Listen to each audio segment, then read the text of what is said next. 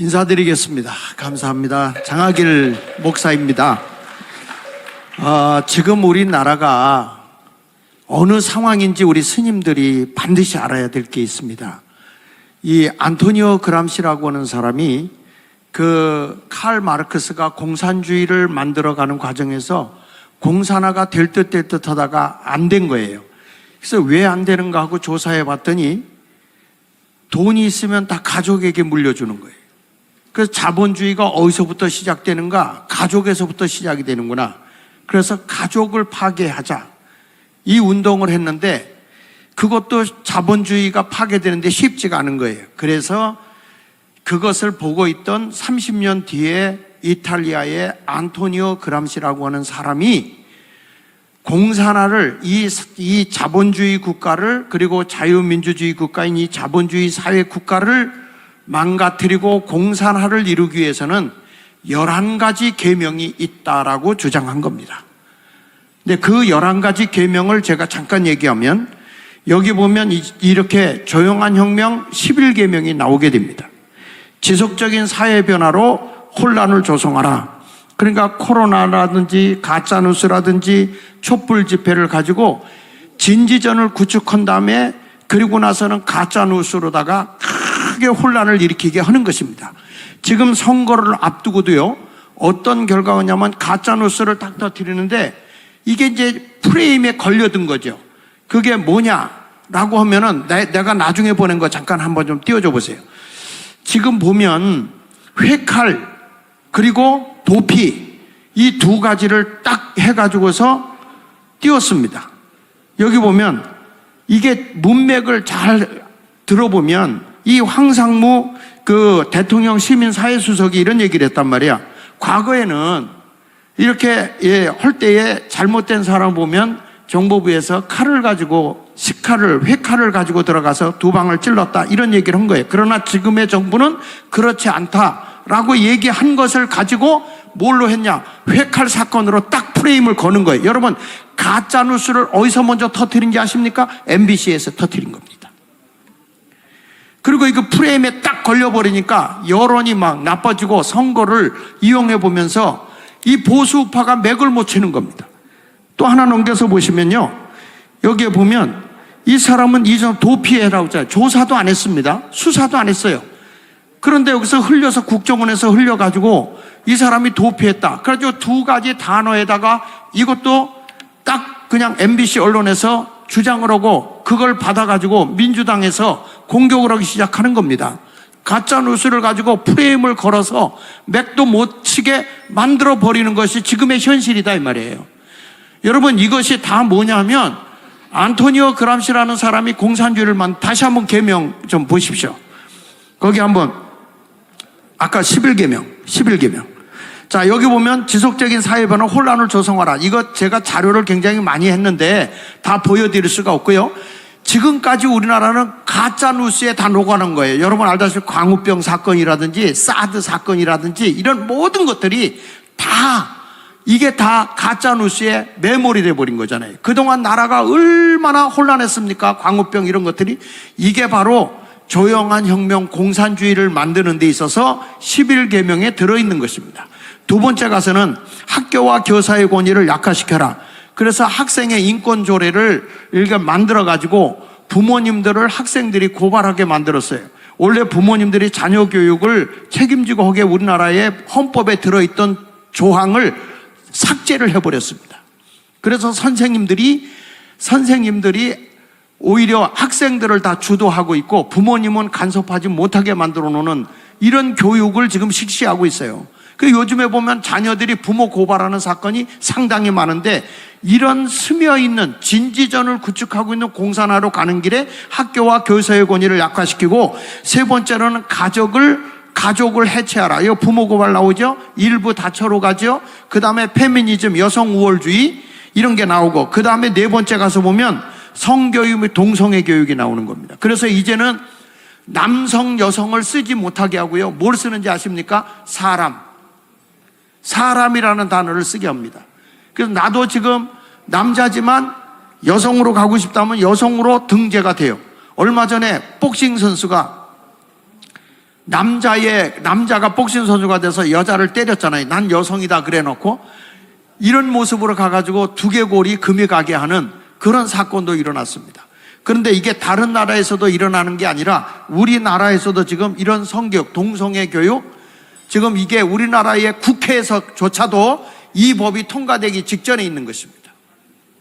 그래서 이번에 우리는 이 종교인들이 다 일어나야 되는 것입니다. 대한민국을 살려야 되는 것입니다.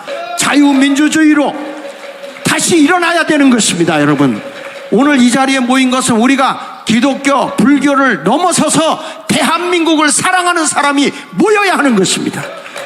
이게 굉장히 4월 10일 날 중요하다는 거예요. 투표가. 그 다음에 여기 5번째 보면 교회를 해체. 이거 교회만 해체하는 거 아닙니다. 종교, 불교 다 해체하는 것입니다. 왜냐? 이게 우리 이번에 보면 감염 예방법이라는 걸 가지고 얼마든지 지금 구청장조차도 폐쇄할 수 있는 법을 지금 조례법으로는 지금 하고 있고요. 법에 지금 상정되어 있는 상태라는 것을 알아야 됩니다. 그러니까 제가 이 말씀을 드리는 거는 지금 우리나라가 이 안토니오의 11계명이 전부 다 진지전을 구축해서 다 넘어가 있어요. 저는 이번에도 저 국민의힘을 보면서도 공천한 걸 보면 이게 국민의힘도 진지전에 먹혔구나 이런 생각이 드는 거예요. 그래서 우리 종교인들이 깨어나야 되는 겁니다. 국민을 깨워야 되는 것입니다. 이 백성을 깨우쳐줘야 되는 것입니다. 우리 이거 포교가 아닙니다. 나라를 바르게 세워야 된다 그 말입니다. 그래서 오늘 이 자리에 모인 것입니다. 여러분, 여기 6번째, 대량 이주와 이민을 만들어 정체성을 파괴하라. 우리나라 대한민국의 정체성을 파괴시키는 겁니다. 이민자들을 많이 불려들여서. 그 다음에 인종차별을 범죄로 규정하라. 차별금지법을 만들었는데 이게요, 포괄적 차별금지법을 만들어요. 그래가지고 이 포괄적 차별금지법이라는 걸 다시 말하면 평등법이라는 거예요. 그래서 만약에 우리가요, 이 법이 통과되잖아요.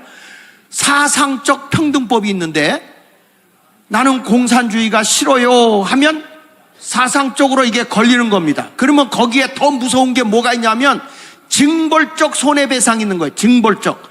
그래가지고 거기에 벌금이 매겨지는데 나는 이 공산주의가 나빠요 라고 하는 것에 대해 수치감을 느꼈다고 고발하면 최하 500만 원이 나와요. 근데 이거를 이리때 같이 그 변호사들이 달라붙어 가지고요, 1000명, 2000명 모여가지고서 고발을 하게 되면 징벌적 손해배상에 최저가 1인당 100만 원이에요.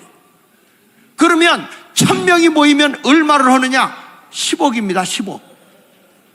그러면 이런 일들이 일어나고 있는 이 법을 통과시켜서 입을 벙어리를 만들어서 대한민국을 공산화를 만들겠다는 이 법이 1984년도부터 이미 우리나라는 진지전을 구축해서 다 먹혔어요. 다 먹혔어 지금.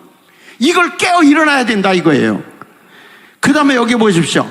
사법시 스템을 신뢰할 수 없더라.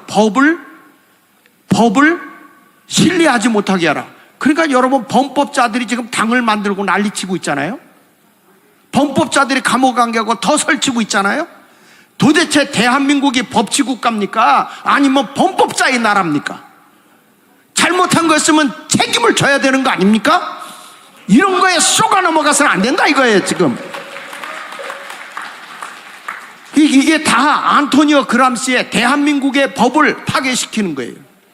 그래서 저들이 안 되면 뭐냐, 직접 민주주의 하겠다는 거잖아요. 막 파고 들어갑니다. 여러분, 지금 우리나라에 전국 민회라는 게 있습니다. 주민자치법에 의해서 정치적 관여해가지고 민회를 만들어가지고 마을에 뭐가 생긴지 아세요? 마을공화국이 생겼어요. 이것을 전체적으로 연합하면 뭐라고 얘기하는지 아십니까? 전국인민민주마을공화국. 그게 지금 여러분들 이 핸드폰으로도 보면 전국 민회를 치면 다 떠요. 지금 대한민국이 하부 조직까지 다 뻘거졌습니다, 여러분. 그래서 지금 깨어나야 되는 겁니다, 스님들이. 깨어나야 돼. 다시 한번 대한민국의 나라를 바로 세우는 운동에 우리가 다 일어나야 되는 것입니다. 우리가 모르고 있을 때 나라는 아이들이 다 병들어가고 있는 거예요. 이런 것을 우리가 깨우쳐야 됩니다. 오늘 이 자리에 모였다 헤어지지 말고요, 알고 가셔서 대한민국을 살립시다. 대한민국이 자유민주제되도록 합시다. 지금 복지정책을 해서 국가 부채를 막 일어나고, 지금 여러분 우리나라 이번에도 뭐 과일값 이런 게 하는데, 내가 아까 어떤 분도 만났어요. 지금 대한민국의 사과가 몇 개 사는데 엄청나게 올라갔잖아요. 나는 이거를 우리나라 국가정부가 유통과정을 조사해 봐야 된다고 생각하는 거예요. 왜냐하면 지금 좌익 세력들이 대한민국의 경제 생태계를 이미 다 장악해 버리고 있어요. 그래서 아무리 우리가 이 운동을 해도 좌파의 득표가 가게 돼 있단 말이에요. 경제 정책을 장악하고 있기 때문이에요. 하부 조직까지 먹고 있단 말이에요. 언론을 조종하고 대중매체 수준을 저하시켜라. 언론을 믿지 못하게. 하나도 뭐 MBC고 뭐 다른 방송 두려워하지 않습니다. 왜? 우리가 지지하는 그 세력만 힘 있으면 된다 이겁니다. 대한민국은 안중에도 없습니다. 이게 누구냐? 안토니오 그람시가 주장한 공산화시키는 11계명입니다. 마지막에 과도한 음주를 홍보하라. 마약 중독 음료인데, 여러분 우리나라가 2015년까지만 해도요, 마약 청정 지역이었습니다. 그런데 지금은 우리나라 마약이 얼마냐? 2.8%의 마약이 지금 돌고 있는데, 동남아에서 이 마약의 수준이 아주 높은 지역으로 올라가 있는 게 대한민국이에요. 심각한 수준의 지금 대한민국이 음주 마약으로 우리 자녀들이 병들어가고 있는데, 이 11계명 가운데 대한민국이 먹히지 않은 데가 없습니다. 그래서 지금 이들이 뭐 나오는지 아세요? 진지전이 다 이미 구축됐다고 생각하기 때문에 기동전으로 나오는 겁니다. 쉽게 말하면 우리는 혁명을 일으키겠다, 우리는 싸우겠다, 기동전으로 나오는 거예요. 그게 대표적이었던 것이 촛불이었습니다. 지금은 촛불은 더 셉니다. 그러나 저들이 더 세게 나와도 못 나오는 이유 중에 하나는 광화문이 있기 때문에 지금 그나마 지켜주고 있는 겁니다. 그런데 다음번에 가면 광화문도 힘을 못 써요. 이번 선거 제대로 못하면. 그래서 우리는 이번에 반드시 스님들이 기독교와 함께 우리 불교계가 일어나야 된다 이 말입니다. 함께 해 주십시오. 나라가 위태롭습니다, 여러분. 반드시 우리 함께 해 주시기를 바랍니다. 감사합니다. 네, 고맙습니다.